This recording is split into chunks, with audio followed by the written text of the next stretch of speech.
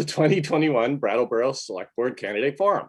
This chance to hear from all of the candidates is brought to you by Community Media, BCTV, and iBrattleboro.com.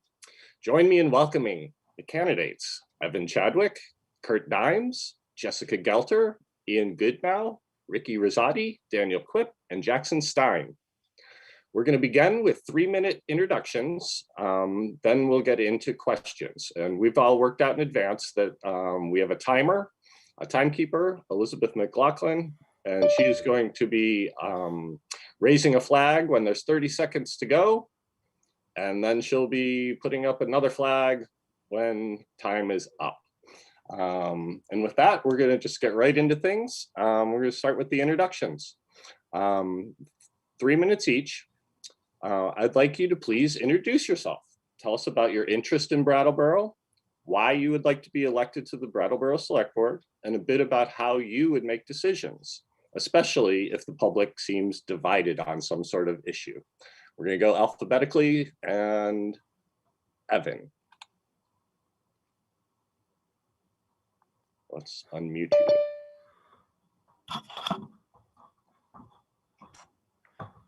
So thanks, Chris, and thanks to Brattleboro TV. I think that this forum, as well as many other forums that we experience as Brattleboro citizens, really emphasize the importance of community television in our society to have a healthy debate about issues that are important to its citizens. As you said, Chris, my name's Evan Chadwick. I've been a Brattleboro resident since 2006. I grew up in Rochester, Vermont, a small town of about 1,000. I graduated from Rochester High School from a class of 12. After high school, I attended Keene State College, where I got my social science degree. My senior year, I decided that I wanted to leave the college scene and find a more quiet town, and I stumbled upon Brattleboro, found a little cottage on Upper Dummerston Road, and I never left. Why I'm so passionate about running for Select Board now is that when I was young, finishing my college degree, I was given an opportunity in this town. Tom Costello, an attorney in town, took a flyer on me. I walked into his office unsolicited, saying, I'm interested in the legal profession. I'd like a job. I did that to every single law office in Brattleboro. I walked around in my ill-fitted suit. I hardly even knew how to tie a tie at that point. I got no other callbacks besides Tom. And Tom's reason for giving me a chance was, I saw that you went to Rochester High School. Tom was a Rutland native. I saw that you were the captain of your basketball team, and he gave me that opportunity. He taught me that there was a legal clerkship. I was interested in studying the law. I had applied to law schools. He told me that I didn't need to go to law school. I could clerk under him for 4 years and then be eligible to take the bar. Without that opportunity, I would not be in Brattleboro today, running my own law firm. I have, including myself, 7 employees in 3 offices throughout the state. I love Brattleboro. I love the opportunities that it's given to me and other people. I am also nervous. Brattleboro has a lot of challenges right now.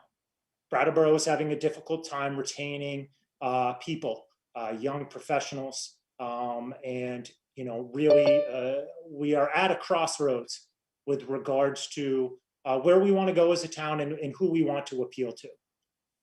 So I feel that my experience both as a business owner as well as a landlord in town will give me some practical knowledge and the problems that we can as a town solve. And if given the opportunity, I look forward to getting my hands dirty at the Select Board level to see how we can make Brattleboro more affordable and more welcoming to everyone. Thank you. Great. All right, Kurt, tell us about your interest in Brattleboro, why you'd like to be elected to the Select Board, and a bit about how you would make decisions if the public seems divided on issues. Okay. My name's Kurt Dimes. I work mostly and have worked mostly through Brattleboro Common Sense. It's a 501c4 philanthropic charity. And I've been active in Brattleboro politics since 2007. I want to be involved with the Select Board because the Select Board is too involved. The Select Board is too much concentrating power in itself and exercising its opinions everywhere when it shouldn't. According to the charter, the select board, the select board shall have the, how's it go?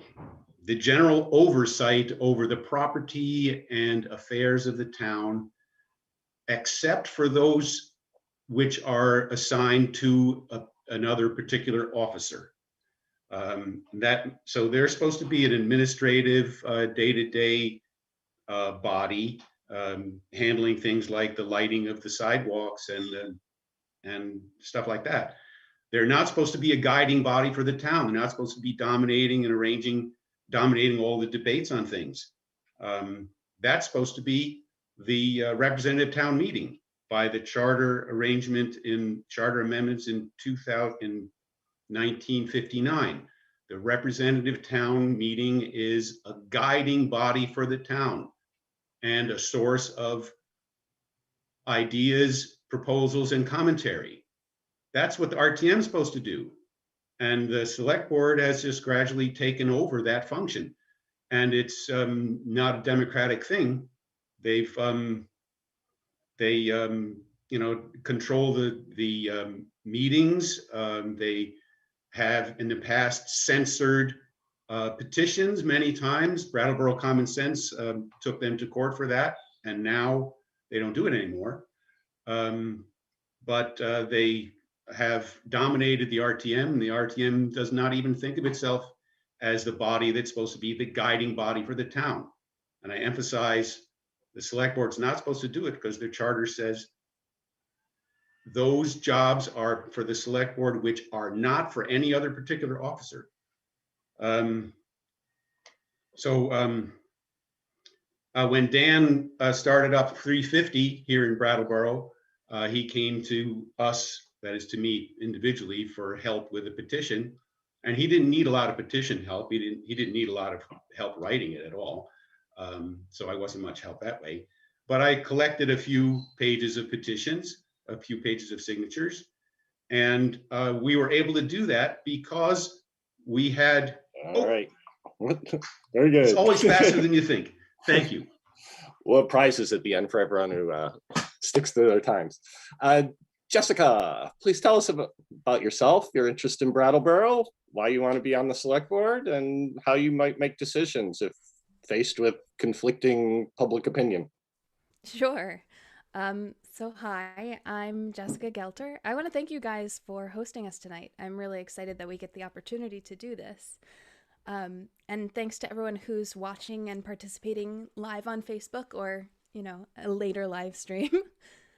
So there's going to be people voting in this year's election who moved to Brattleboro last year. There'll be others who have been here 20 years, or others like me, my family's been here for 5 generations, others, 10 or 12 generations, and others who trace their families back to the first peoples and call this land Wantasticock. So Brattleboro is home to all of us. And, we all vote, we volunteer, we run for office because we care about our home.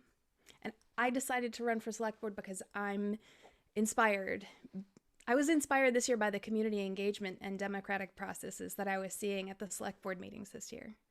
And our community seems to be stepping up and doing more than ever before to engage in local democracy. So I think we need a select board that can rise to meet them. For the last several years, I was a member of the Brattleboro Planning Commission. I got to work closely with community and staff, developing the long-term plans for our town. So now I'm really interested in taking that long-term planning and applying it to reality, making it happen. My professional career has been in the theater and the arts. And it's been very collaborative. Theater is a collaborative art form. We build teams, we find each team member's strengths and create meaningful stories and experiences out of that. So all of that training has given me the ability to reach out to stakeholders in all parts of the community and bring them together to the table, create strong partnerships, hear each other's voices. It's what I do in my work as a nonprofit executive director. I run a nonprofit that serves creative businesses with advocacy and technical support. Over 7 years, I've built a really strong, sustainable nonprofit. So I believe that with the skills from the creative work I do and the nonprofit work I do, bringing communities together to build vision together and create projects together, I think that I'm really interested in seeing what role the Select Board has to facilitate the conversations and the community engagement that's really on the rise and really inspiring and working towards a new community vision. I also realize that not a lot of people participate in these town meeting elections, and that's a real bummer. Select Board members. Oh. All right. Ian, do you need the question repeated, or do you think you got it? I think I've got it. Thanks, Okay. Chris. Hi, everybody. I'm going to start my clock. Hi, everybody. If you don't know me already, my name is Ian Goodnow. I currently sit on the Brattleboro Select Board in one of the 2 one-year seats. I am running for the 3-year seat, which is currently held by Brandy Starr, who is not running for re-election. Besides being on the Brattleboro Select Board, I'm also a Justice of the Peace and have been for the last 2.5 years. So I sit on the Board of Civil Authority, I help run the elections, and I get to marry people. And a quick shout out to Dylan and Michael, who I married this afternoon. Congratulations to them both. I really wish them the best. So a little bit about myself. I'm from Essex, Vermont. I went to the University of Vermont, where I met my college sweetheart, Ruth, who is now my wife. And she's from the area, and traveling back and forth from Essex to Brattleboro is where I got to know Brattleboro and fell in love with it. I am enrolled in the Law Office Study Program, which actually Evan just referenced earlier. Very briefly, as he explained, it's a alternative to going to law school, and you apprentice under an attorney. I also am apprenticing under attorney Thomas Costello at Costello Valenti and Gentry. And I'm in my 3rd year, and it's a 4-year program. So I hope to both take the bar and pass the bar next year. So why am I running for the 3-year position? Well, this last year has been incredibly challenging, but I have found it immensely enjoyable, and I've learned so much over this last year and have enjoyed serving the Brattleboro community as a Select Board member. And I want to take a moment to thank Tim Wessel, Liz McLaughlin, Daniel Quip, and Brandy Starr for all the time that they've given this town this last very challenging year, and for everything they've taught me. I'm immensely grateful to each of them and for having an opportunity to serve on the board with them. So yeah, I really hope that Brattleboro wants me to continue this work for the next 3 years. And, I just want to thank you, Chris, for setting this all up, and BCTV. I am looking forward to an informed, lively debate this evening. Very good. All right, Ricky, please introduce yourself. Tell us about your interest in Brattleboro, why you'd like to, one toss to cut, and why you'd like to be elected to the Brattleboro Select Board, and a bit about how you would make decisions, especially if the public seems divided on an issue.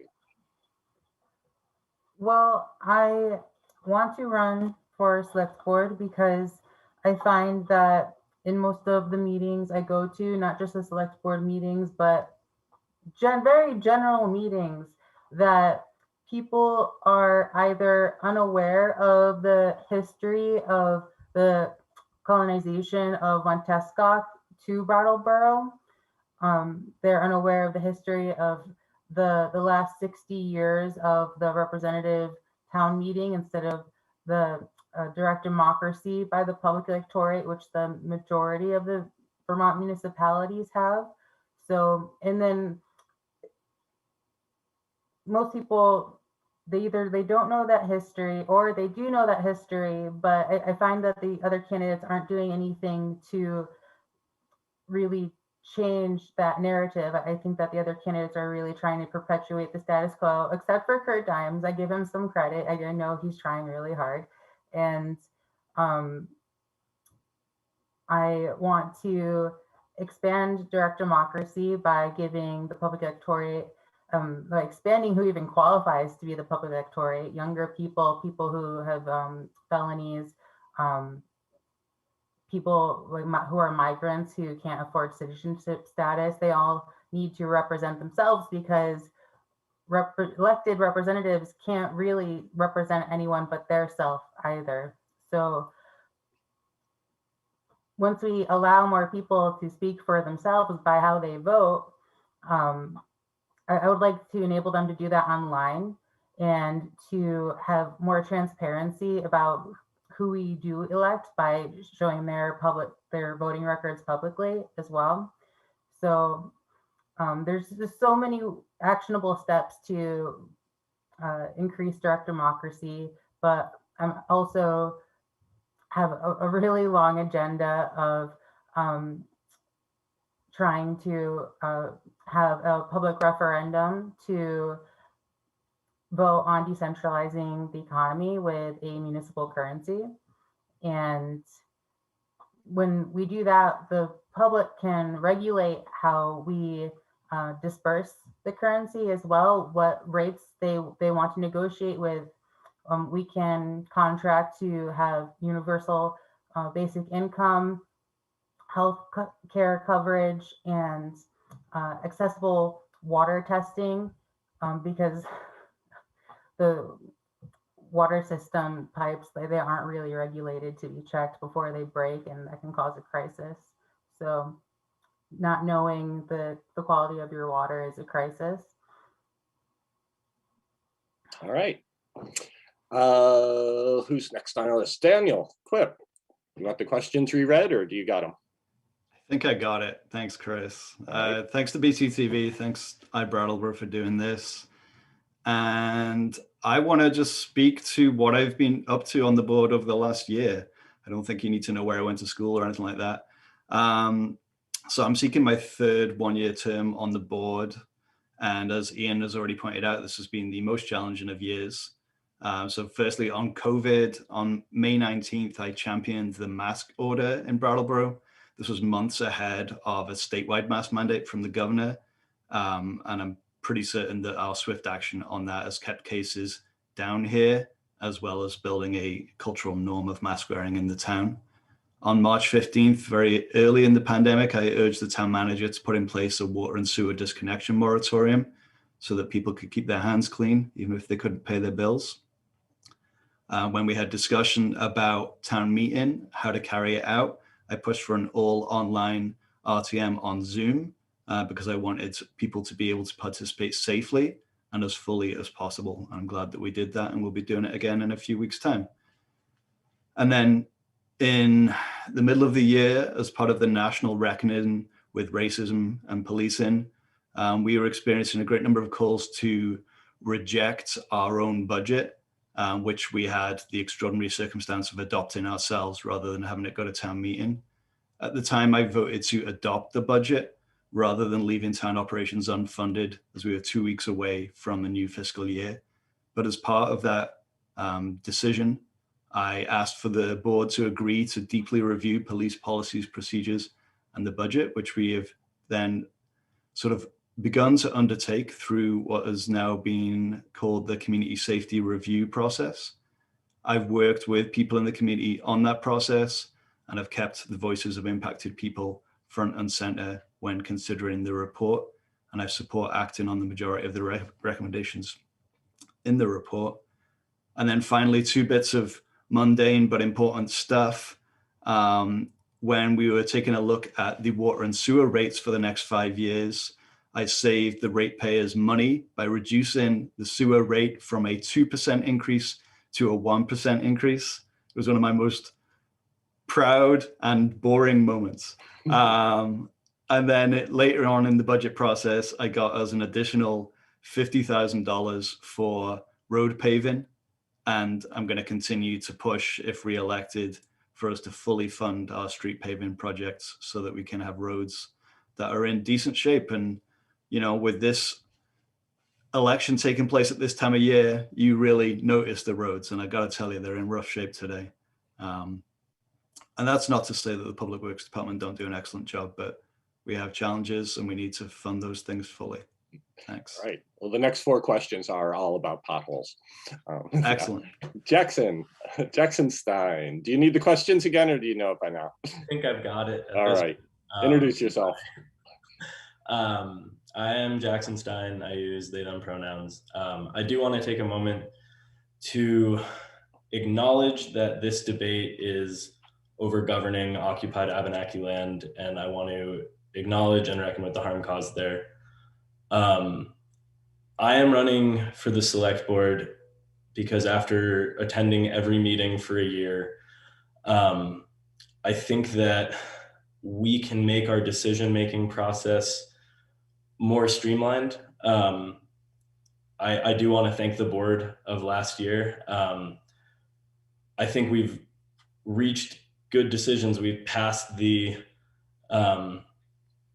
security deposit proposal, which the union that I organized with put forth to the town. They ordered the community safety review, and now we're kicking around whether we want to follow through with the framework put forth by that report. When the community comes together in big ways like this to demand change, I think that as local government, we have a responsibility to the people that we serve to be as expeditious as we can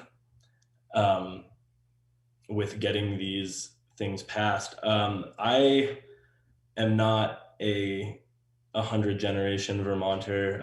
I moved to Vermont some 4 or 5 years ago. I've been here my whole adult life. I've been in Brattleboro just over 1.5 years now. I've been very involved since I've gotten here.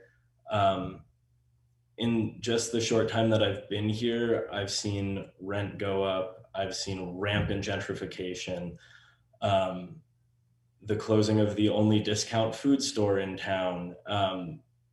This is not signs of a sustainable community. And I think, like Jess was saying, some of the people that are voting in this election may have just come to Brattleboro months ago. We're seeing a huge influx of new people in town, and that's incredible. We need to protect the people that live here. We need to protect the marginalized people that live here. And we need to make sure that the town is being run in a way that benefits everyone. That's going to be it. I'm not going to go till stop. Very good. All right. Well, we're all on schedule and everybody's been introduced. Very good. All right. Next round of questions. I have 5 questions. They're all going to be 2-minute answers. And let's get started with one about climate change. Brattleboro and the people here seem to be in agreement that things need to be done about climate change. I haven't seen any climate deniers recently, but what those specific things are that we need to do is not in agreement. There's been some tension between sort of the slow and steady making progress approach versus a more rapid, let's take dramatic action approach. How are we doing? Where do you stand? And what can the Brattleboro Selectboard do to help solve a global issue? We'll start with Kurt.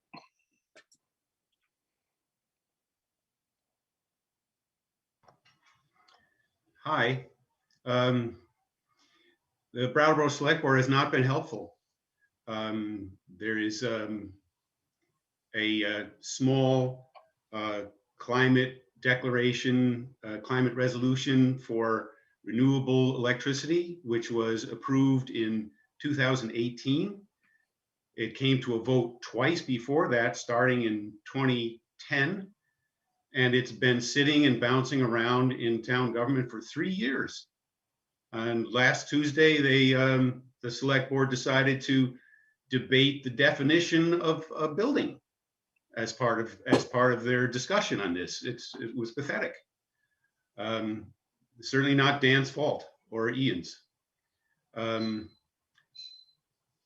my organization has been paralleling, I believe, the conscience of the community with that resolution, with a resolution for very minimal conservation, with a declaration in 2014 that the climate change was human caused and that Mr. Obama should make declare carbon to be a greenhouse gas. That also was passed. But now we have a stuck board. I think people who may consider themselves non-deniers are denying the emergency. And if you deny the emergency, and scientists are saying we have an emergency. Sorry. All right. Very good. Jessica, same question. There's a little bit of a tension between that slow and steady approach and the let's do it now. It's an emergency. How are we doing as a town? Where do you stand? And what can a Brattleboro Select Board do about a global issue? Yeah, I think that global and national problems definitely have local solutions, and local communities can do their part on these topics and carry a piece of the burden. So I really believe that the town of Brattleboro has to do its part as an institution, right? At the last select board meeting, I heard someone say that, you know, hooray, Joe Biden's in the White House, Democrats control Congress, climate change is gonna be taken care of. So we don't need to address those questions in Brattleboro? No, I don't think so. That statement came back to me recently when I was talking with Oscar Heller from the Energy Committee. We had a really wonderful conversation, and he said something. He said he doesn't bring financial questions to the select board, he brings moral ones. It was really interesting to me, especially after hearing Django, another member of the Energy Committee, speak at Tuesday night's meeting. He's a teenager. Can you imagine wanting to be part of town government as a teenager? He just seems so driven, and he speaks with such urgency. Climate change is an emergency. And it's these younger generations that are going to be the first to understand the most dire questions of our time, just like this. So I don't think we can pass the buck on this. I don't think the select board can say national leaders got it covered. I think that we really need to step up, take the expertise and advice from the Energy Committee, take the vision given to us by town meeting representatives, and move forward. Done before 2 minutes. Ian, you were at that meeting last week. How's the board doing with climate? Yeah, I was at that meeting. So I think to start it out, I just want to start with this question of global or national issue versus local response. I think that it's a theme, one of the themes that I've seen sort of carry through my first year on the board. And you can really see it in a lot of the things that we've discussed.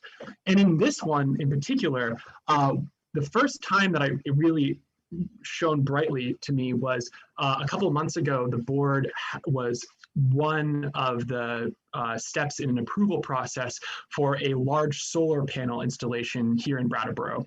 It was on, it's going to be on a industrial zoned piece of land that is not, a continuous forest and is on a big hill, so it's really not great land, and it passed unanimously on the board, but there was discussion that night about the realization from people on the board, but also members of the public, of cutting down trees to put up solar panels, and what does this actually look like when we're addressing the issue of climate change on a local level? Like what does the actual implementation of this look like?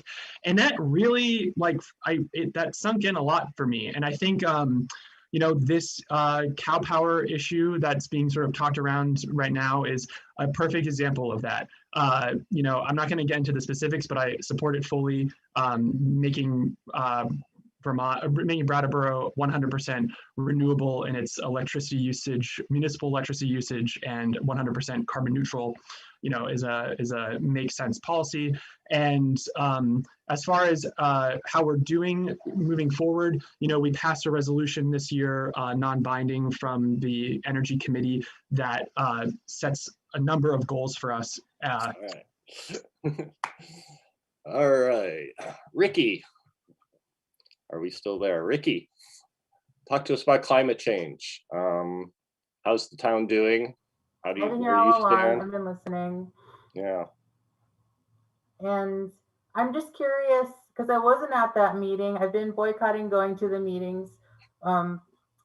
So was there any proposal for any of the trees that are cut down to make space for them, for at least like an equivalent number, if not like a fraction more, like 1.5 trees to be replanted for every tree cut down? There was not. Well, that's always an option, just saying, if people want to consider that. The imagination is the limit for how much we can evolve and become greener. And when I look at what some of the practical limits are, is how are we compensating people for their time, skills, and qualifications? People need to be paid for their work, and there needs to be affirmative action, anti-employment discrimination. From my observations through the Vermont Department of Labor, there is really no enforcement keeping businesses from hiring people of color. And so I think that we need a lot more required cultural inclusivity training, so that we make more compatible workspaces, so that we can really evolve what we can do together. Great. All right, Daniel, climate. Daniel, climate. So I can read the full question to you. No, it's fine. I got it. How are we doing? Well, I mean, every time we have a decision to make about energy use or sustainability matters or efficiency of buildings, we need to make the right decision. And as somebody that has been a climate activist and an organizer with 350 Vermont and 350 nationally, and then somebody that's also sitting on the select board, though, you can have all of the things in the world that you want to achieve, and you don't get to do them all right away, right? So when there's a decision before you, you need to make the right call. And I think that, the discussion we had last week around investing in renewable energy through the Green Mountain Power Cow Power program, that's something that I support doing. It's not the only thing. It does not mean that we can then rest on our laurels. There's long-term work to be done. The town's investment in a sustainability coordinator helps with that, but it is not in and of itself an answer to all the questions. We will build some new buildings in the next few years if a bond vote passes soon. And those buildings have to be built to the most efficient standards, and they have to get us away from fossil fuels. Every time we have that decision, we have to make the right call, and we have to be bold. And I trust us to do that. And in a couple of weeks' time, we'll get back to that issue. Jackson, how are we doing on climate here in Brattleboro? I think that climate change is a massive issue that can't be addressed quickly enough. I think Vermont does better than many places. I know that 60% of Green Mountain Power is hydro, and they're pushing towards more and more renewable energy sources. But the more proposals that we can get coming from the community and ideas from the community that we can rapidly pass, the better. I think my generation has a tendency to feel sort of defeated by climate change, given that we've known about this for years and years and years and watched generations of government do absolutely nothing about it. And even the past 4 years in our current presidency, like either flat out denying the science or being very hesitant and trying to maintain status quo. It's not too late, but it will soon be. The more we can do, the sooner we can do it, the better. Obviously, climate change is a huge issue and one that can't be solved at a local level, but the decisions that we make will be felt by people at a local level. I think we don't need to look further than what's happening in Texas right now, where they privatize their energy grid and now everyone is out of power. The cost of power, I've heard of people getting billed upwards of $60,000 for a day of energy right now. What we decide now and what we put forth now affects everyone, and we can't solve this soon enough. Yeah, slow and steady is too slow. Very good. All right, Evan, I think you should know the question is about climate. How are we doing in town, and yeah, what's your take on it? So as Dan said, we need to be bold. And but as Brattleboro, we need to be an example as well. And to be an example, as Dan said, we need to make bold moves. And one of the bold moves that I think we really need to do is facilitate Brattleboro to be more pedestrian and bike friendly. How can we do that? Okay, one of the main platforms that I've been running on is focus of a pedestrian only marketplace in downtown Brattleboro. We need to get rid of the blacktop and we need to add more green space. We need to add more trees. We need a place where people want to congregate instead of sitting in a car idling on Main Street. So it's the little things that although they seem small, are bold when we as a select board can facilitate that type of behavior. We all understand, we all agree that climate change is an emergency and we need to take steps to address it. The cow power, is that a bold enough step? It may be a step in the right direction, but I think a bolder step is to be an example through more solar power that will power our town buildings. We need to be representative. There is nothing more representative of green power than solar panels on town property. So we need to take those steps. We need to figure out how we can represent to our town, to our state, and nationally that we are committed to this crisis, that we are looking to facilitate a more green community. And I really feel that facilitating a pedestrian downtown is really a bold first step towards achieving that objective. Thanks. Very good. All right, let's discuss the recent community safety review report recommendations. The next board will be tasked with implementing some or all of the recommendations. Would you like to see these adopted in full by the next board? In part? Why? Why not? And if you're not completely familiar with the report, I'll give you just one example. Disarming Police for non-responsive tasks such as community speaking or meetings or community events. But you can take this almost any way you want. This is a big issue of the last year, community safety review. Jessica. Ooh, I love going first on this one. So I'm actually gonna quote Mr. Chadwick. He said, "We have a crisis on our hands in finding good officers who are willing to commit to the difficult job of serving their town."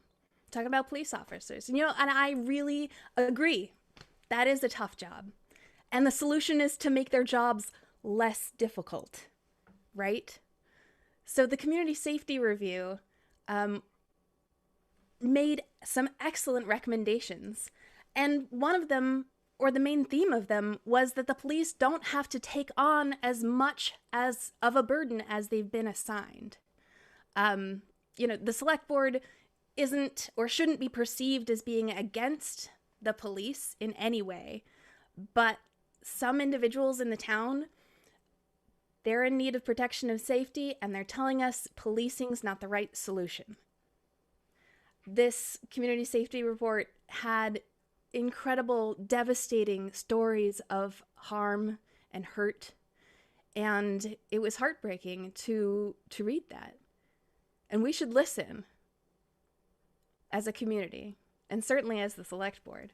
The millions of dollars that we invest each year in the police department and in policing, clearly they're not being invested well if that trust relationship between members of the community and our police department is on shaky ground. So instead of pouring our money into strategies that don't work, I think the Community Safety Review lays out a series of really great recommendations, slow rollout of them, and really not radical ideas, things that are already being implemented in some communities that can allow our police force to be unburdened, to be a reformed, exciting place to work. All right. Ian, Community Safety Review Committee, they have issued some recommendations. What should the next board do? Yeah, so I would say that I support a number of the recommendations just as they are presented. I'm looking forward to seeing how the town comes back with us with work product at the, I believe the next board meeting with some of the recommendations that were fairly broad and maybe needed to be refined some or given a little more direction to the board on what we legally are allowed to do. And there are a couple that I don't agree with. To talk about some that I do agree with, I'll just go down a list of a couple of them. Addressing the gaps in the reporting of race data in the traffic stops, and generally speaking, as I understand it, we're actually supposed to be doing this anyways, and so I absolutely support that. Further, talking about data, I support a much deeper analysis of both traffic stop and intake data for calls. I think that the Community Safety Review Committee began that work, but there is a lot more to be done with it. And if what was so clear was more information gives us just a much greater ability to act on these recommendations. And I want to just touch on what Jessica brought up, which is I'm also really excited to look at what other communities are doing, because there are some things that are in here that I know other communities are thinking about, are struggling with. And so that's part of the discussion that I don't think has developed as much. And so I'm very excited to incorporate that as it moves forward. So I'm very much in support of many of the recommendations, and I'm sorry I don't have enough time to go through the rest of them. It is a big issue. Ricky, what are your thoughts on the Community Safety Review findings? I support all of the committees being paid for their time. What they're doing is really important. And even though I or anyone else elected may support it, I really think it's up to the public's discretion to vote on how money is being spent.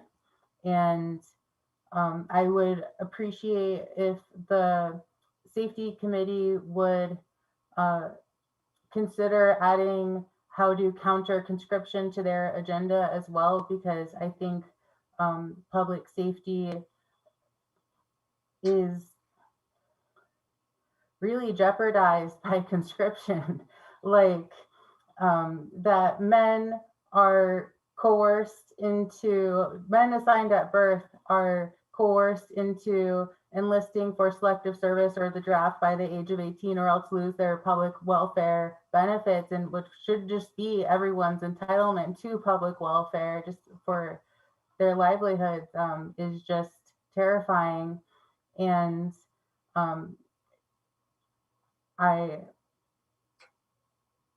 think that the way to do that is not by asking for state or federal permission, but to publicly vote on seceding so that we can be liberated from the oppression of conscription and how they regulate money. Like the song by Killer Mike called Just, he says, look at all these slave masters posing on your dollar. And that's not the type of currency that I value and want to continue exchanging and keeping in circulation. There's a better direction to go into. Great. All right, Daniel. Thanks, I think Chris. you're familiar with the Community Safety Review Committee. What do you think of the recommendations? Right. Anyone that has been watching the select board meetings this year or reading about them in the newspaper would know that I have been a supporter of this process. I'm actually really proud of the work that the board has done, that town staff have done, that the committee has done, and that members of the community undertook in order to make this happen. We've had some extremely challenging meetings and conversations along the way, and I look forward to more of them. I actually think that asking what the next board will do slightly underplays the role of this current board, because on March 2nd, we're gonna be having a conversation about this that may well result in some action. I had a meeting with the town manager just this afternoon about this exact issue. I also want to just kind of let people in the community know, if they haven't read the report, it's a long report, right? I think it's unreasonable to assume that everyone in the community is familiar with all of the report. But when the report is characterized as defunding the police, or when the report is characterized as disarming police, I would say that is a mischaracterization of the report. And the vast majority of the recommendations are actually pretty common sense and are appropriate for our community. And many of them actually have the support already of people within leadership, the police department and the town manager's office. So I look forward to further discussion of it. And I would just like to say that implementation of this does not lie with the select board. And so we will make a clear policy decision and then hopefully move forward and start this long-term work to build alternatives to policing. Very good. Jackson, how do you feel about the Community Safety Review Committee's work? Yeah, I want to start by thanking that committee, because like Daniel said, that report is over 200 pages. The amount of work that they put in a relatively short time is incredible, astounding. I fully support the recommendations. I think that all of them are very important for the town. I also like what Daniel said. It's not just defunding the police. It's not just disarming the police. It's building up other support networks so that the police doesn't have to be called every time for everything, that the police aren't the only responders in town. The scope of the police is far too large. They're dealing with a lot of things that they are not trained for, and it leads to a lot of the opposite word for safety, a lot of danger in town. And that is what this report showed. They spoke with the marginalized voices in town. And it's incredible that this work happened and brought with it a clear framework for divesting from the police and investing in the safety of our community. Ian was mentioning looking at what other communities are doing with similar prompts. Ithaca in New York right now is involved in the largest reform effort of the police that potentially the United States has ever seen. The word abolishing has been thrown around. I think that's a great word. I'm very curious to see how things go there, and I think that we cannot approve and move forward with these proposals fast enough. Thank you. Very good. Evan, how do you weigh in on the community safety review recommendations? Right, you're muted. Yep. Oh, there you go. Oh, thanks. So first off, I want to say to any Brattleboro police officers that are listening to this, I believe that you guys are doing overall a fantastic job. And I'm proud of you. I'm proud of the work that you do every day. I'm proud of the leadership that we have. And if elected to select board, one of my major jobs is to find ways to support you better. Okay. All right. I'm involved in violations of civil rights. I represent individuals in other police departments who have been brutalized by police. And I know what poor policing is. I see it every day in my litigation. I see what a lack of training does. I see what a lack of discipline does. I see what a lack of appreciation does. And we don't have that overall. When's the last time that we have seen a lawsuit being filed against Brattleboro for excessive use of force? We have the leadership at the top, but what we are running into is a potential staffing crisis. We have 20 officers now. Okay, we can sit there, and I called Mark Kerrigan. We can sit there and we can have these officers working overtime to fill all the shifts to properly police our Brattleboro. But is that an efficient use of taxpayer money? Or is it more important for us to be able to find the resources necessary to hire good officers who want to commit to this town, like Mark Kerrigan has? Mark Kerrigan grew up here. He's worked in the Brattleboro Police Department as long as I've been here and a lot before that. He worked up the ranks. He knows the pulse of this town. He is the leader that we need. But instead of us saying, okay, these are all the things that you're doing wrong, okay? Yes, the racial disparities in policing, I've seen that report. We didn't have to pay $40,000 for that. We could call up the UVM professor, Stephanie Seguino, and gotten it from her directly. Okay, that is an issue. How do we deal with it? We deal with it by proper training. We deal with it by ensuring that our officers get the support that they need, that go through the training that they need. All right. Kurt, how do you feel about the community safety review recommendations? I feel good about the recommendations. There was only one tiny detail that I didn't like, and I go with it 100%.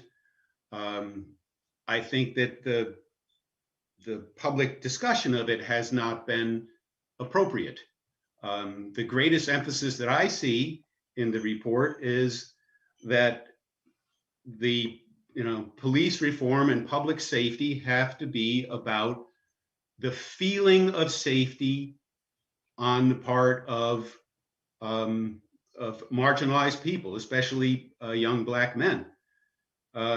This has not been recognized by the select board. Excuse me. This has not been recognized by Mr.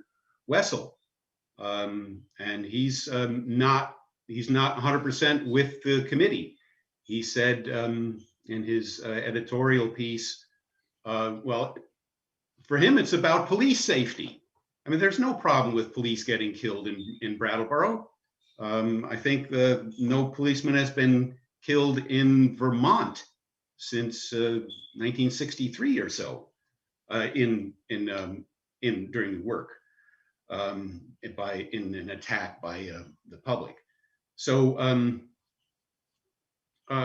we've got to recognize that we want to protect marginalized people, and that's what the report is about. So the Disarming of Police, which is a proposal from a project of Brattleboro Common Sense that began in 2017.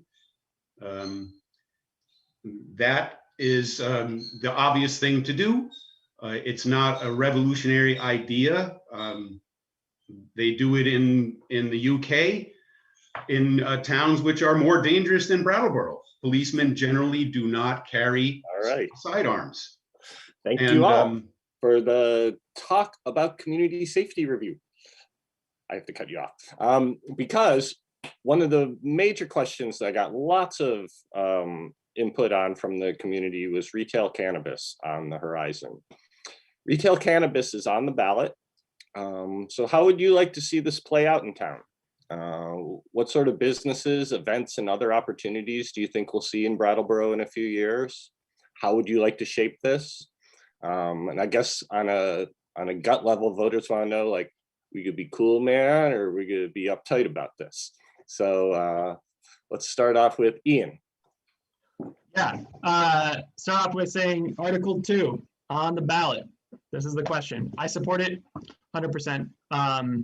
I think that the reason that I supported putting it on the ballot, which was a select board vote a month ago, was because it gives the town time to be a part of the discussion that's going to be happening on the legislative level on the regulation of actually selling cannabis in town. And so that's why it's so important that we make that decision now and we don't wait a couple of years to vote on this. After that, those conversations have happened and we haven't invested the time to be part of the discussion. So yeah, I 100% support it and I support voting on it now.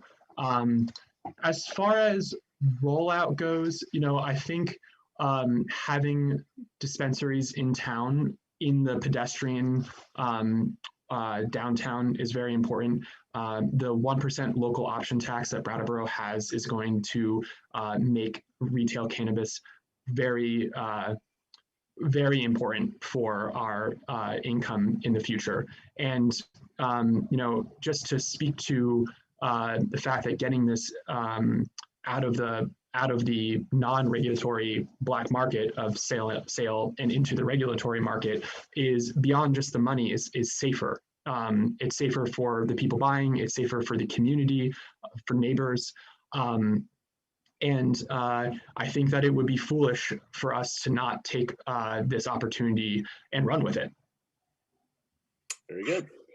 Ricky, what sort of businesses, events, and other opportunities do you think we'll see in Brattleboro in a few years regarding retail cannabis? What would you like to see us do?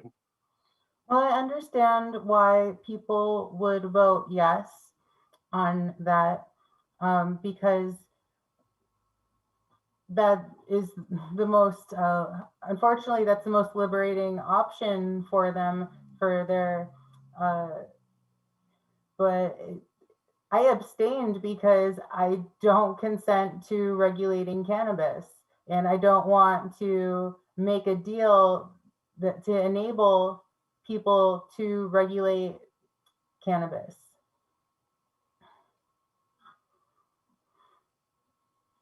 That's all. That's all? Yeah. So what would you like to see in the coming years instead of that then? Full decriminalization. We don't need regulation. Okay. Daniel, how would you like to see this play out in the coming years? Yep. I really hope that people who feel one way or the other on this issue will vote on or before March 2nd. It will be a massive missed opportunity for Brattleboro if this vote fails by a small number of people. And if people are feeling kind of punchy about it and don't want to see it here, then they should get out and vote, right? I think it's really important that as many as possible get out and vote on this question. I'm very much in favor of retail cannabis being allowed in this town. It will be allowed in this state. So why would Brattleboro want to miss out on that massive opportunity? There's an economic opportunity, which is well understood. We have a 1% local options tax. That is the only way that municipalities will be able to benefit from tax revenue directly on this question. So we are well placed for that. I think that, knowing Brattleborians as I do, I think that the vast majority of people see this as a pretty no-brainer kind of issue. I am a person that has been sober for like 7 years or so.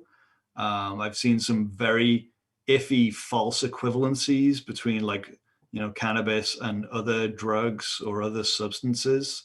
Cannabis is a pretty harmless substance when used by adults, and that's what these stores are for. None of these stores are going to be selling cannabis to children. To pretend that they will be doing so is irresponsible. We have good zoning here. We've got good people in positions of licensure and regulation. So I have no concerns about it whatsoever, and I will be very happy to see it pass. All right. Jackson, what do you think about retail marijuana, cannabis? What sort of businesses, events, and opportunities might we see here in the coming years? I think that retail cannabis is a no-brainer in town. It's a free tax revenue stream. As far as opportunities that it opens up for our town, anyone that lives in downtown Brattleboro and has to pay for parking to go to their home, if we can tax cannabis and lower the parking prices for residents of Brattleboro, it's an interesting equivalency, but I think that it would actually benefit the town greatly, particularly the people that call this town home. I also think throughout this process, it's vitally important to reckon with the harm caused by the criminalization of cannabis prior to this. Vermont has a history of viewing itself as lenient towards the use of cannabis, and that may be true, but only for white folks. And as we move toward a retail model for cannabis, we also need to move toward freeing incarcerated people that are in jail on marijuana charges. I know that the select board lacks the power to do this, but it needs to be on our minds as we move forward. I hate to derail, I do need to mention something. Watching anger arise from that last question felt highly inappropriate. And it's clear to me that not everyone in this meeting read the community safety report. If your response to that report is more implicit bias training, then there was no reading comprehension. I don't want to call out the police department, but it was the actions of the interim chief that resulted in 8 community members losing their jobs at the height of this pandemic. This isn't an issue of good cops or bad cops and proper or improper staffing. This is an issue of systemic change around how we view safety and policing moving forward. We stand at the precipice of a revolutionary opportunity to make our town safer, and the answer is not making a couple of good hires. Thank you. All right. Let's see, who's next? Evan, retail cannabis. How will Brattleboro look in a few years? Yeah, agree generally. It's a no-brainer to vote yes in my view. The question is where? And what are we going to do with the tax revenue that is generated from this? Yes, cannabis is a relatively harmless drug for adults. My major concern is the harm that it has on developing brains, and whether or not we will be facilitating, although not lawfully, whether there will be a impression from our youth that since we are openly selling it and it is legal, that it is okay for them to consume it. It is a big concern. And so how do we combat that? I think that some of the portion of the revenue that we derive should go towards youth programs to keep kids busy after school, to go to the Boys and Girls Club, to go to athletic programs, to go to arts programs. I think that it's very important that we invest in keeping our kids busy. And so when I first started thinking about where would be good retail, should we limit it to outside of town to keep, consumption and for it to be, and then I had a conversation with Dick DeGray about a local business owner, and he convinced me otherwise. He feels that it should be downtown, that the retail should be downtown. The reason being is that people will come to buy cannabis when they come to town, and they'll stick around. Maybe they'll stop at his shop, maybe they'll stop at Burroughs Specialized Sports, maybe they'll stop somewhere else. So my opinion has changed there, and it is a greater message to voters. My mind will continue to be changed with good arguments that are going to be good for our town. And I think that retail cannabis is one of those that we can really capitalize, but we need to take that money and we need to spend it effectively to assist both our youth and other people struggling. So that's my position. All right. Kurt, retail cannabis, how would you like to shape this going forward? I wish there were a moment between speakers to digest what people say. That'll be on replay when you play it back tomorrow. Okay. This is a great conversation. I agree with you. Go ahead. The thing is with these no-brainers, I very often feel that we're accepting something too quickly. I favor it, but I don't like it being a no-brainer because we're missing something, and we're missing something that Mr. Stein brought up and that Ricky brought up. It shouldn't be regulated. If it's harmless, supposedly it's the legislature did its due diligence on this issue by decriminalizing it, but they didn't fully legalize it. And for people to not have the right to do whatever they want with the marijuana that they want to grow in whatever amounts, it's gross. And it happened only so that big business could get its finger on this thing. That's why it took so long. You're going to have these dispensaries and all. That's big business stepping in here, and it shouldn't be happening any more than it should be happening that people who grow tomatoes in their gardens should be regulated. I mean, somebody growing a tomato in his garden or her garden ought to be able to do that without interference by the government. That's what we missed when the whole society has been saying it's a no-brainer. And people should be pardoned right on that. All right. All right, retail tomatoes. Jessica. I am totally in favor of retail tomatoes. I mean, The retail cannabis issue. Both. I think both are great. I agree with Kurt that it definitely shouldn't be one of those, I'll say I'm in agreement with it, but I actually do have concerns. So some of the concerns that Evan actually brought up, I agree with. How is this going to impact and influence the younger folks in our community, the teenagers, who may feel like this is normalizing cannabis use, which can be of less harm for adults, but certainly to a developing brain, it can have impacts as far as how those brains develop and how they develop a relationship to the chemical in cannabis.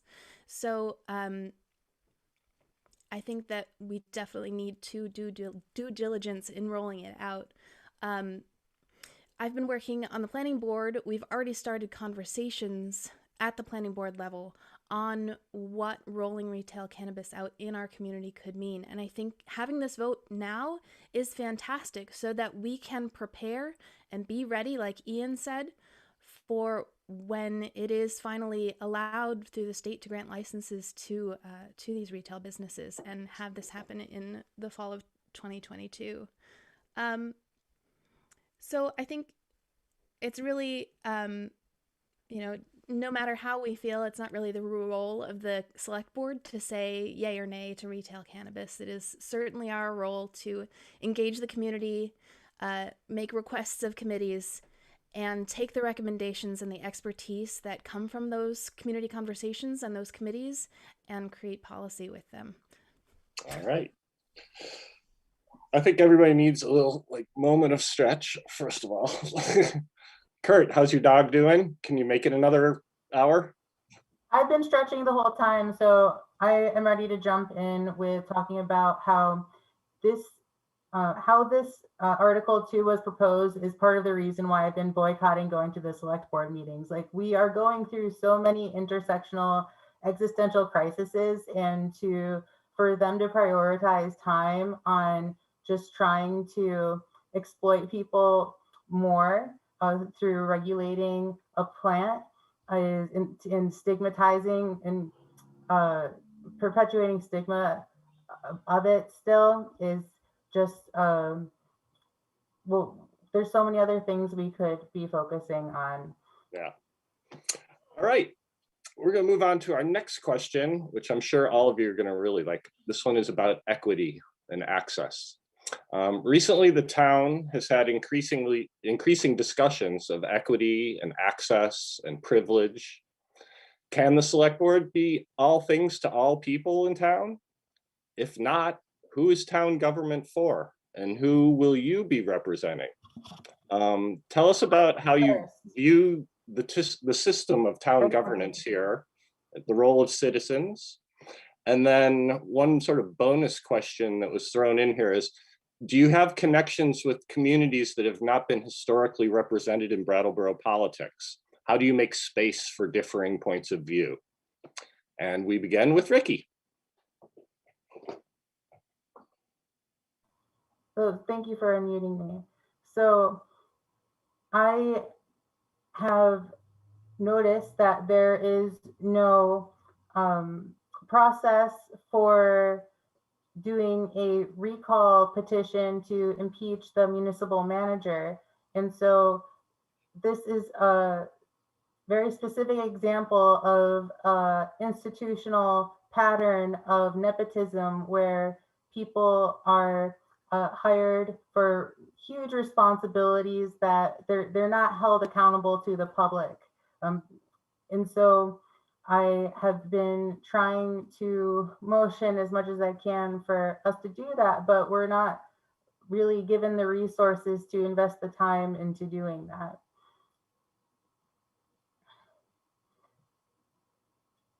Can you ask the question again if there were more parts for me? Yeah, it's about equity and access and privilege. Like, who's town government for? Is it for everybody, you know, or is it for the people that yell the loudest in the room?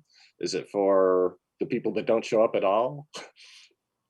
Well, I've been trying to get people to co-organize to allow the public to meet for the representative meetings and to increase the number of representative meetings. Like, we shouldn't just be meeting once a year at a 13-hour session. That's crazy.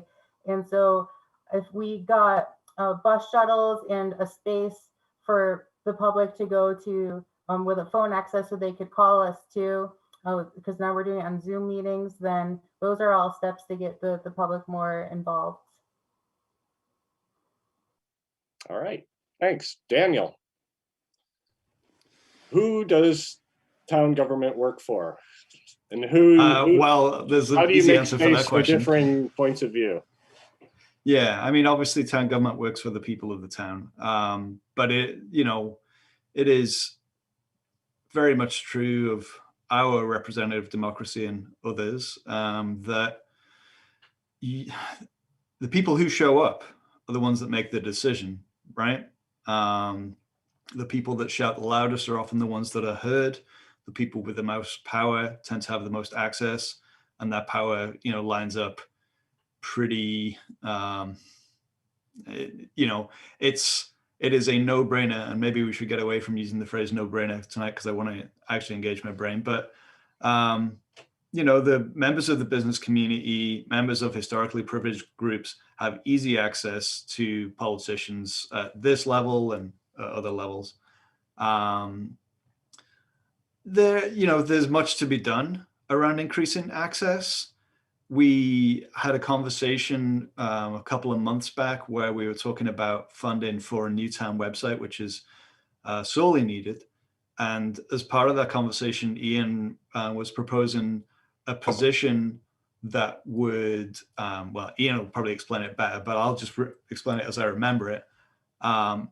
And the chats are very distracting, so please don't. We were talking about like a public engagement officer. I've had a conversation with a friend in the past who comes from a community organizing background. I have experience in that work as well, and thinks about it in terms of like an organizer for the town.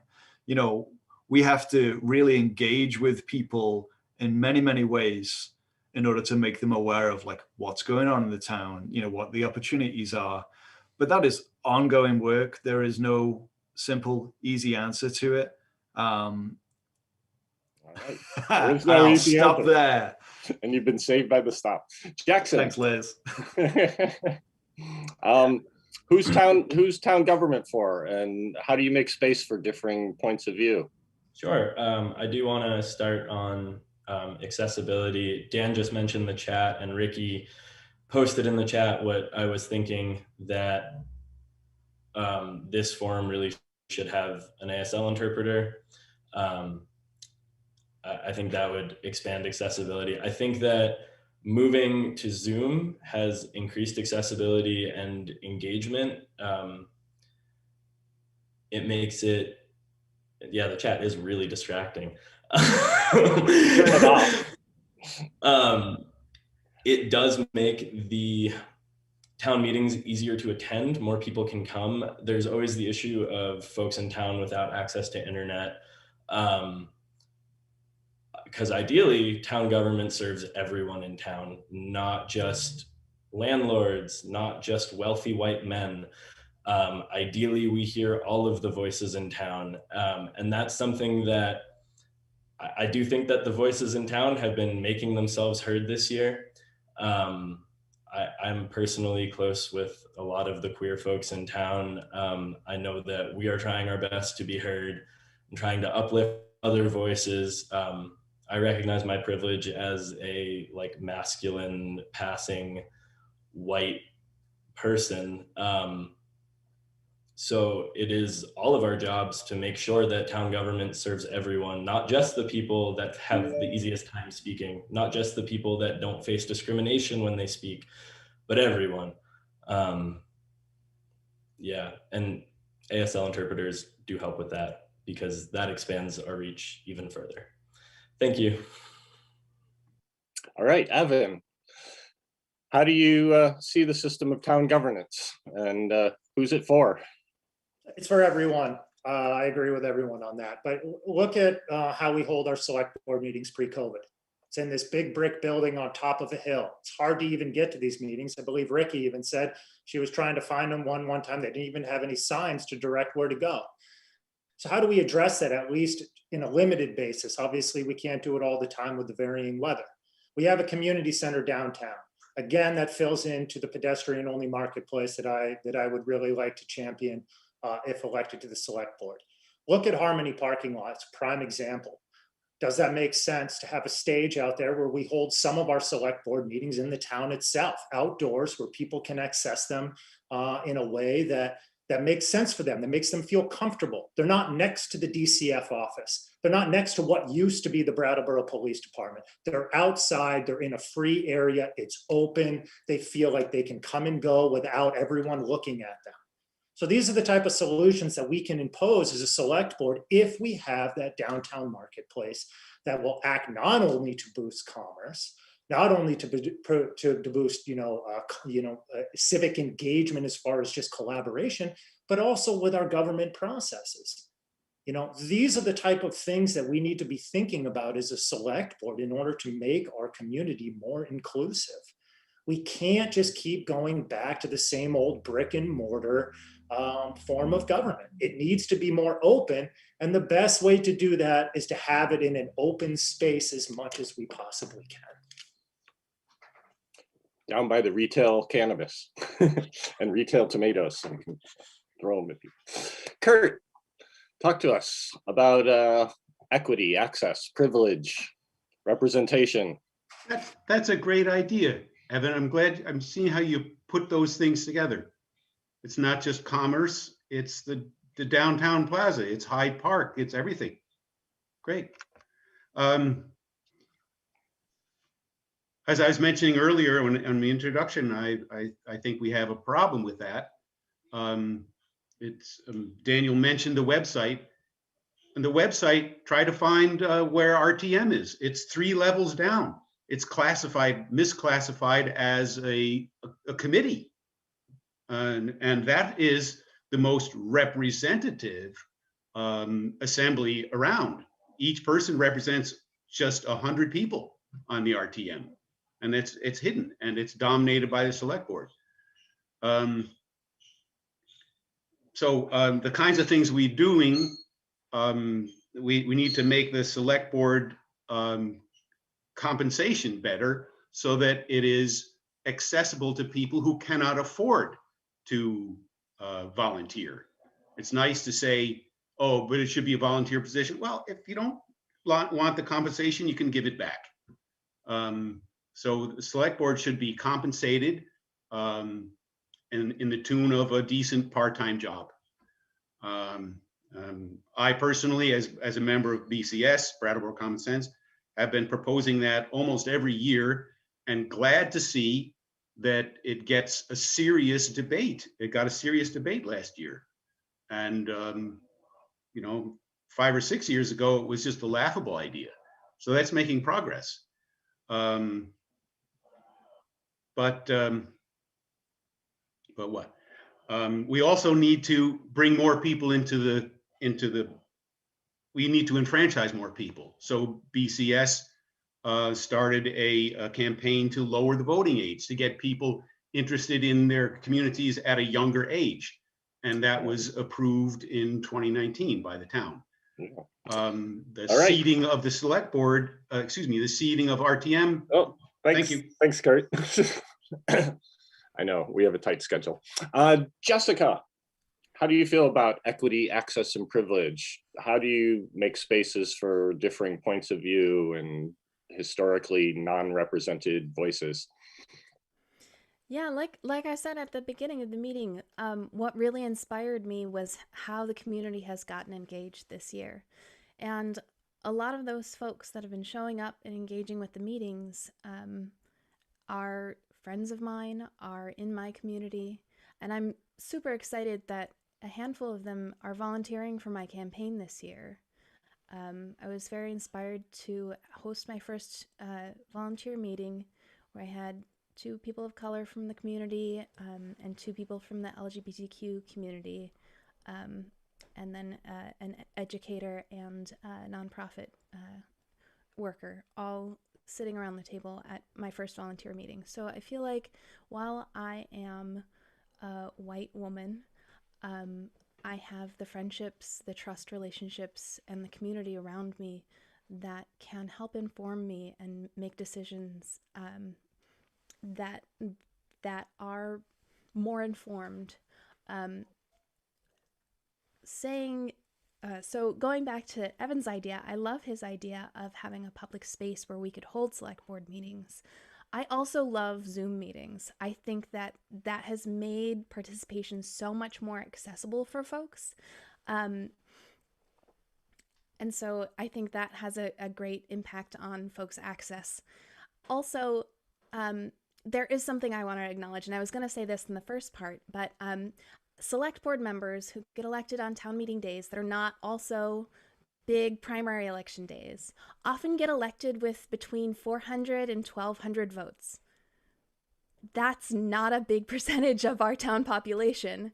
And to think that we could ever be endowed with the power to make decisions without reaching out to the community and without having those deep conversations, I think is a great fallacy. All right. Ian, you've been on the board for a year. When the decision is placed in front of you, how do you know who you're representing? Yeah, thank you, Chris, for this question. It is something that I have thought about a lot. Being on the board for my first year, my first time really representing any kind of large group of people, it made me think a lot about what democracy in town looks like. You know, it has direct democracy through town votes. It has representative democracy in our representative town meeting, and it has indirect democracy in the select board. Because as much as I'd love to, I can't ask every single person in town about every vote. At some point, it just comes down to my views, my beliefs, my perspective, and what I'm listening to and hearing. And so the question of equity comes up in my mind all the time with so many of the issues that we are discussing. And accessibility is hand in hand with it. And so what I see as a way that we as a select board can really address this issue in some actionable way is in making the municipal government more accessible to people. So that looks like the $75,000 that the town government has invested in the redoing the website is an initial investment in what I believe should be a larger discussion on how we can make material that the town produces and the work that the town does easier for people to get into. Because the barrier that keeps people from getting in can be as simple as not knowing how our government functions, let alone when a town representative town meeting is, or when a select board meeting is, how to access the meeting. That also brings me to my second point, which is COVID has created more accessibility by putting the meetings online. And I believe that thankfully, hopefully, COVID will be over at some point. When we move back to not fully online, we need to have a hybrid model where we still have an electronic component so that people can access the meeting in that capacity. All right. Very good. Well, we're down to our final question, then we'll have some closing remarks. We're moving along. I want to thank you all for hanging in there. And thank you, timekeeper, for keeping us on track. Question 5 is about one of my favorite things, and it's the boring thing, infrastructure. There's some big projects in the near future, as well as our ongoing needs. And some of you have already talked about it a little bit. There's the water treatment plant coming up, the new Amtrak station, new Department of Public Works buildings planned. On top of that, we have bike paths, we have roads that are paved, we have sidewalks and paths, and one of my pet issues, shade trees. So are we spending our infrastructure dollars wisely? And are there any town projects that you're especially interested in? Daniel. The boring question is actually not the boring question. This is the meat of the work question. So the water treatment plant project is underway, I guess, in a sense. You know, we have design, we have a bond vote scheduled. If that vote passes, which I hope it will, we will build that new building, and it's important infrastructure for the town. I think like one of the things that a municipal government can do is ensure clean drinking water for its residents, right? Clean and safe drinking water for its residents is kind of important.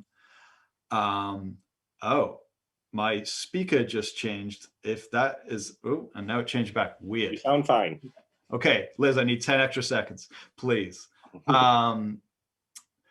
One of the boring but important things that, you know, I helped make happen in the last couple of months was asking Dan Tyler, the highways supervisor, to really give us a figure on how much money is needed to maintain Brattleboro's roads on the schedule of which they need to be replaced. Currently, we underfund our road paving projects and have done for a number of years. So we're behind. And to get caught up, we need to spend I think it was about 250,000 more than we're currently spending annually, maybe 150. And we elected a sort of compromise path where we were going to increase the funding this year by 50,000. And if Ian and I are re-elected, and perhaps if Liz is feeling nice, we will get an extra 50,000 on top of that next year so that we can get towards the right kind of investment in that critical infrastructure. The roads are like this bottomless pit that, you know, you can keep throwing money at the roads and they will always need replacing. And that is just true. You know, if you drive down Putney Road or Western Avenue today, it is rough. All right. And I want to stop that. All right. Jackson, talk to us about infrastructure and roads and sidewalks and paths and trees and parking. And parking. Because I live on Main Street and I have been moving for the past 3 days. And I have been parking blocks from my house and carrying dressers blocks from my house to move off of Main Street. So I think that is a huge issue in this town, is accessibility to our own homes. There are plenty of people that live on Main Street and on Elliott Street and on Flat Street and all of these like downtown roads that have 4 parking spaces. I think that the select board did a really good job in rolling out COVID safety this year. And the parklets were a good way of keeping dining outdoors and making it so less people can park downtown. If Harmony Lot was converted into a market, less parking downtown, less accessibility to our homes.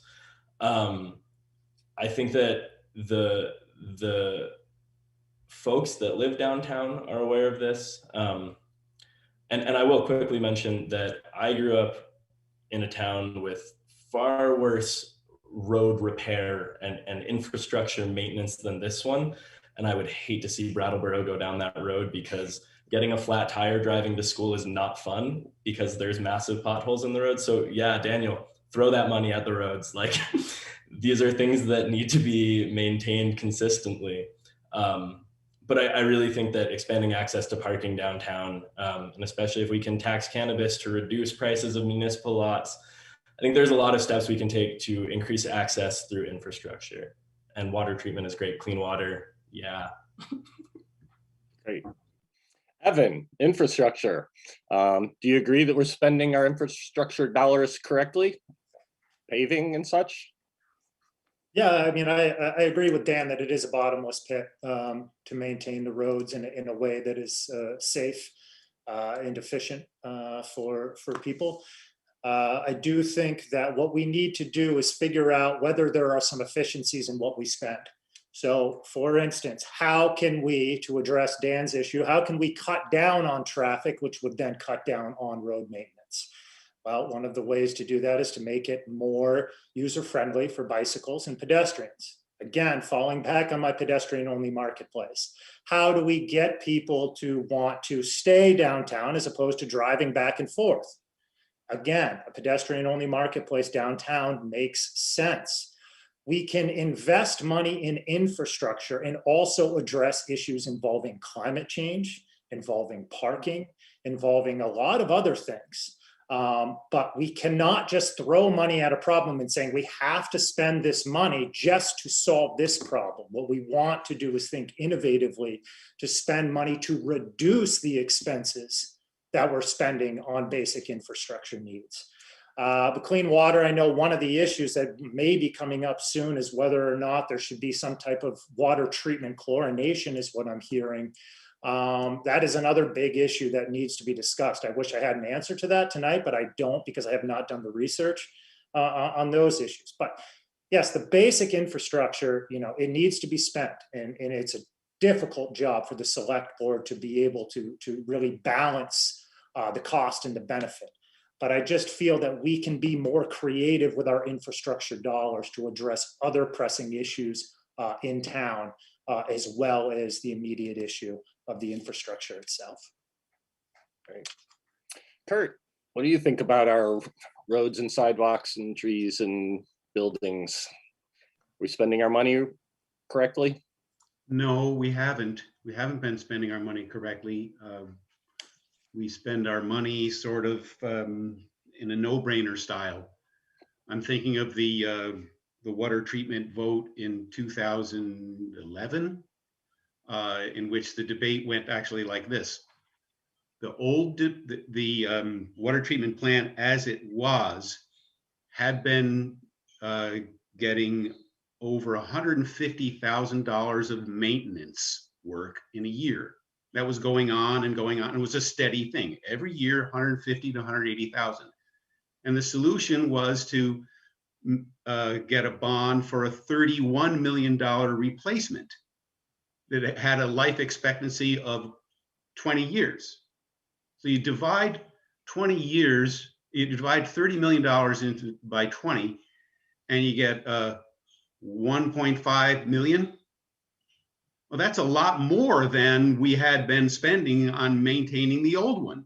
But there was such a good feeling about this new thing that the select board managed to ram it through. And now it's 9 years later and the thing needs another zillion dollars. So I think we needed to just go a little bit slow with that. Now, besides the water treatment plant, which was a gross error, and we're going to repeat it now, I think. We have to go slow. And I agree with Evan that we should make the climate principles, the guide for our infrastructure all the way through, and maybe have a municipal ride sharing system to assist in that kind of thing. Very good. Jessica, how do you feel about infrastructure and how we're spending our infrastructure dollars? Well, I think that, you know, I agree with a lot of the things Daniel was saying about how things have gone, the importance of, you know, having clean water and maintaining our roads and continuing to evaluate whether buildings need to get updated. It's all, you know, the fun, boring stuff of the select board that we get to push down the line. And I think it's tough on some boards where there have been either more enthusiastic or conservative preceding boards, and then you have to deal with the consequences of we have to ask the town to spend more, or we have to cut back on things. So so I think that Brattleboro has been doing the best that it can, and I think that we can't ask for much more than that. I think that Evan's idea about the public space is really interesting, and it goes right along the lines of the downtown planning that process that we just engaged with in the planning commission that we did the year before COVID struck, and it definitely identified some spaces that would be excellent to host pedestrian markets, a bike and pedestrian pathway through the downtown, and more that would encourage alternative modes of transportation to take folks off of our roads and potentially out of those centralized parking spots, Jackson, that are so important to downtown residents, and put them in the parking lots that are on the more edges of town, which hardly get used. Harris Place, for example, is often quite empty. So, yeah, I think that there is some fun work to be done and some boring work to be done, and it's all gotta get done. And we gotta maintain our roads, and we gotta continue to keep track of all those buildings. All right, I'll stop. Right. Ian, how are we doing with infrastructure, and do you have any pet projects you're especially interested in? Yes, I am so happy about this question. When it became COVID safe, or as safe as it could be in COVID, I immediately emailed Steve Barrett and took tours of the water treatment plant and the wastewater plant because I actually just really like this stuff outside of my select board duties. And it's really important. So I think it breaks down into two categories. One are the things that we need to be a town, like clean water, roads that aren't full of potholes, a wastewater treatment plant, so that when you turn the faucet, the water's clean, and when you flush the toilet flushes.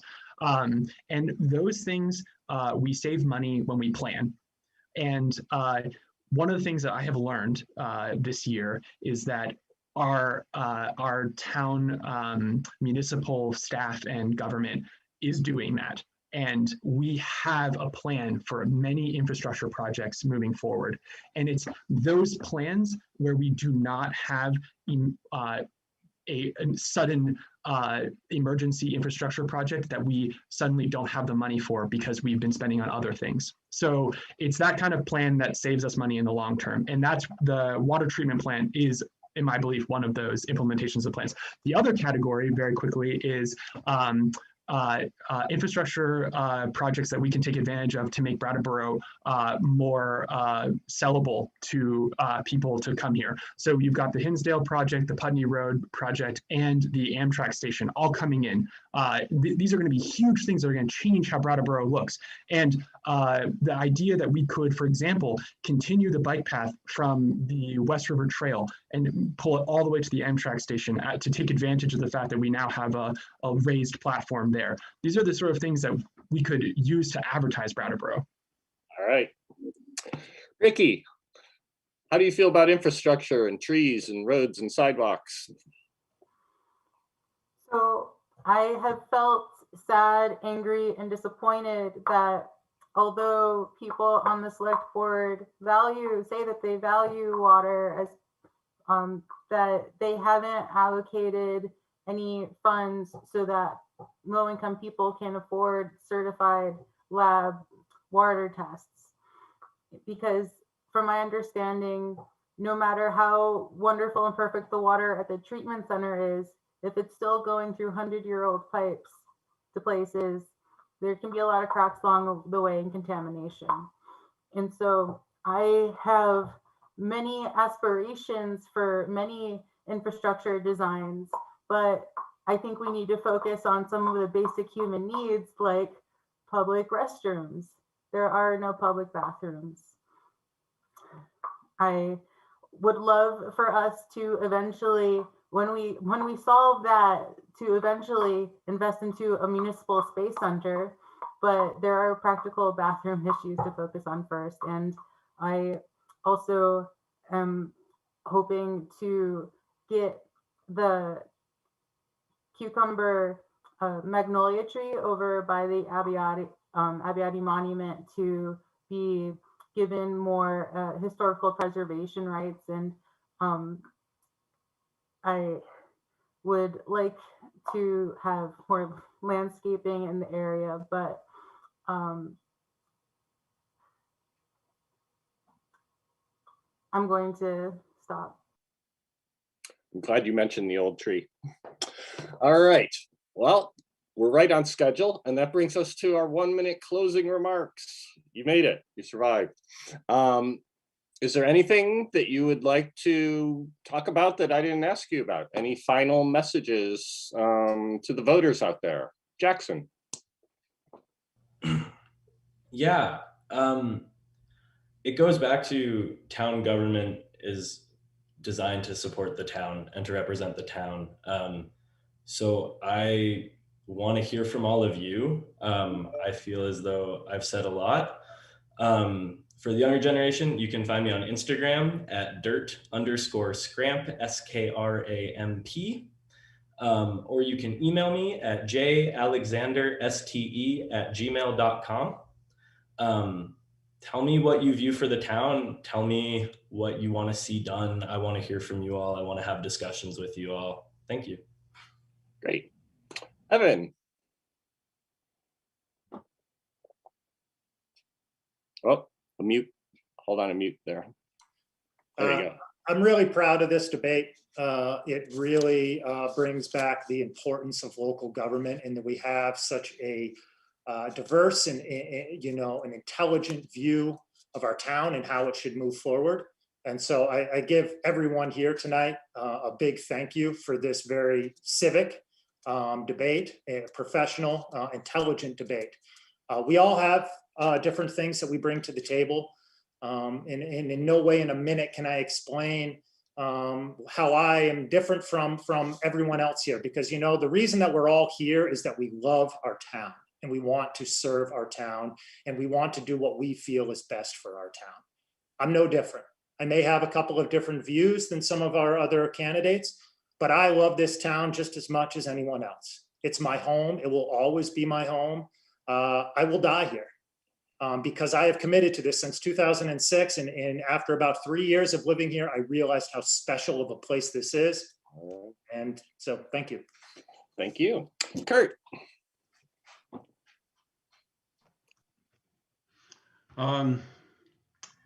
I think we got 2 emergencies to deal with, democracy and climate, and that everything we do we should have those things in mind all the time.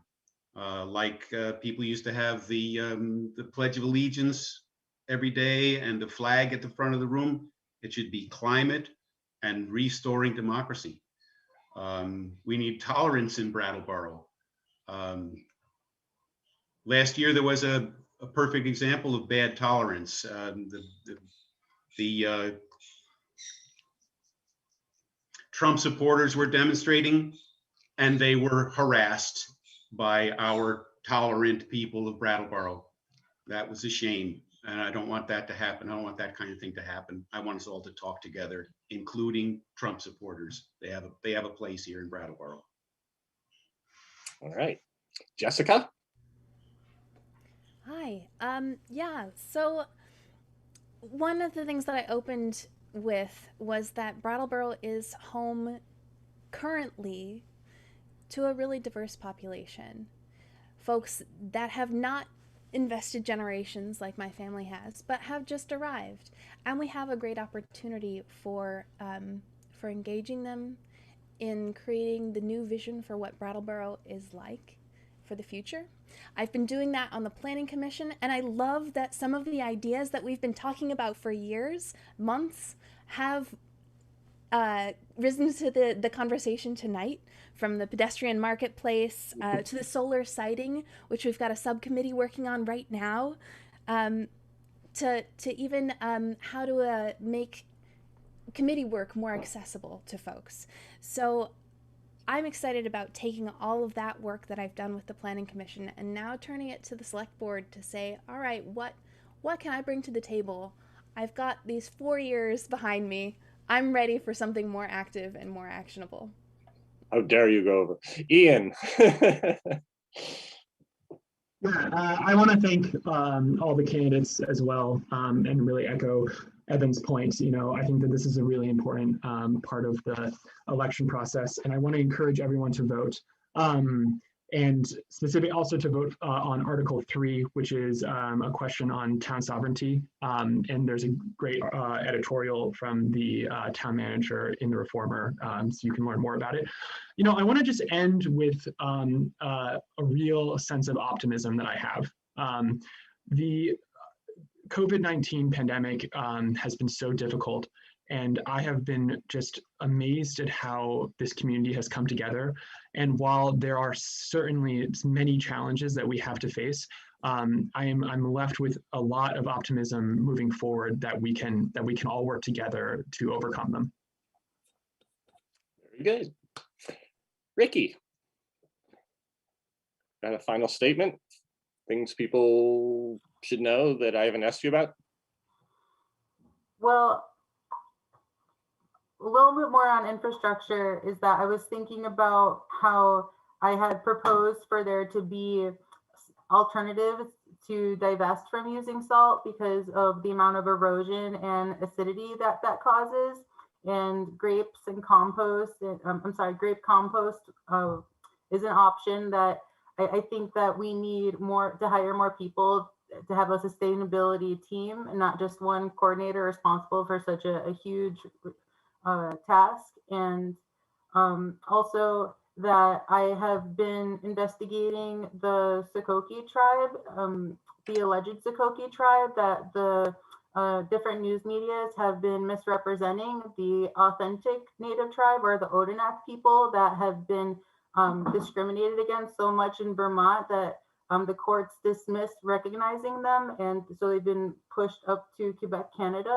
And all right, thank you very much. And Daniel, final words? Yeah, thanks to you and thanks to BCTV and Nolan and Brian and Core for being behind the scenes and making this happen. I hope that when the voters cast their ballot this time, they'll remember the work that I did on the Select Board, you know, during the COVID pandemic. There is no comparable period for other Select Board members in memory. I'm proud of the work that we've done. I think that when we've been faced with really challenging decisions and challenging moments, we've stepped up.